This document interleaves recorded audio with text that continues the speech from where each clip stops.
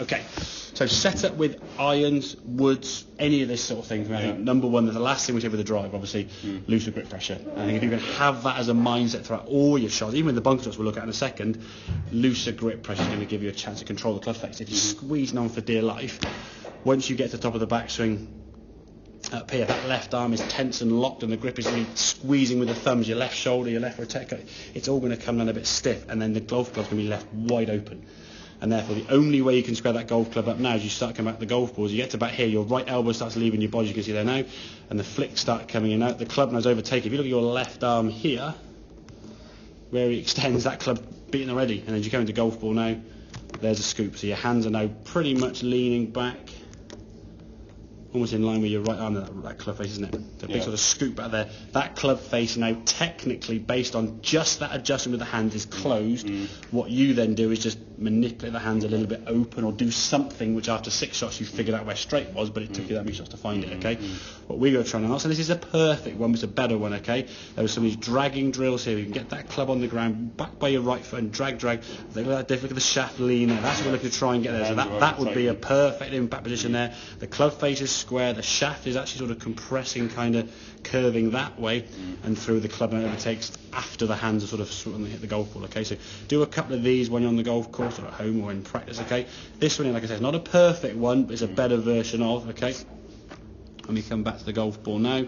Top of the backswing, bringing that golf, elbows a bit more in tight there, as you can see with your right arm. As you're coming back in here now, the club face, at least your hands now are kind of more in line. That was probably impact back there. Your hands are slightly more in line with the centre of your chest rather than back by your right leg there, okay? And then obviously through to a pretty normal standard follow through, but there's nothing wrong with that at all, okay? So, but work on that kind of drag, get the feeling of how the handle and the club sort of stay in line with the left arm more, rather than back here with the right arm. Like I say, you've done that in just a way to square the club face up, and it's got a little bit too much, and the ball then starts going left. And then what will happen then, you start trying to figure out if I try and twist my hands or aim further right or change the path of the club in the ball, and then you're adding 3 or 4 variables.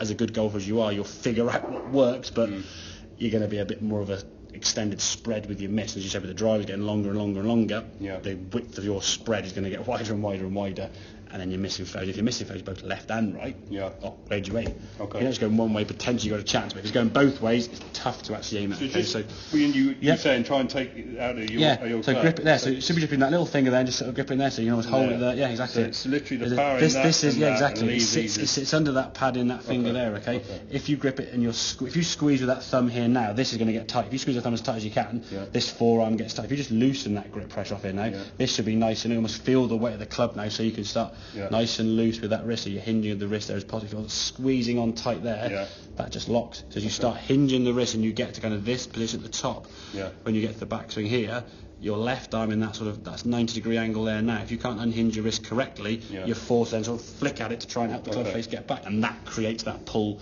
So really, I want this. Is the tight. And I wouldn't say it's tight.